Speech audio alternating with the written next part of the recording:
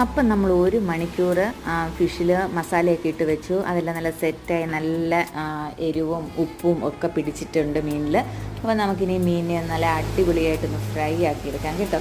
അപ്പോൾ നമ്മൾ നല്ല ഉരുളിയാണ് എടുത്തിരിക്കുന്നത്. ഉരുളി എടുത്തിരിക്കുന്നതെന്ന് പറഞ്ഞു കഴിഞ്ഞാൽ നമ്മൾ കുറച്ച് വലിയ ഫിഷൊക്കെ ആണെങ്കിൽ തിരിച്ചും മറിച്ച് ഇടാനൊക്കെയുള്ള എളുപ്പം എപ്പോഴും കുറച്ച് വിസ്താരമുള്ള പാത്രമായിരിക്കും കേട്ടോ.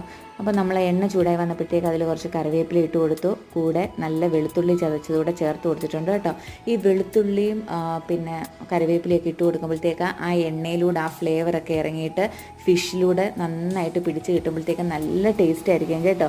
അപ്പോൾ നിങ്ങൾ അങ്ങനെ ചെയ്തിട്ടില്ലാത്തവർ കുറച്ച് വെളുത്തുള്ളി ചതച്ചതും കുറച്ച് കറിവേപ്പിലയും കൂടെ ഇട്ട് കൊടുക്കണം കേട്ടോ. ഈ ഫിഷിനെ തിരിച്ചിടുക എന്നുള്ളത് ഭയങ്കര വലിയ ടാസ്ക് ആയിരുന്നു കേട്ടോ. തിരിച്ചിടാൻ പറ്റുന്നുണ്ടായിരുന്നില്ല, കാരണം നമ്മൾ തിരിച്ചിടുമ്പോൾ എണ്ണ തെറിക്കാൻ ചാൻസ് ഉണ്ടായിരുന്നു കേട്ടോ.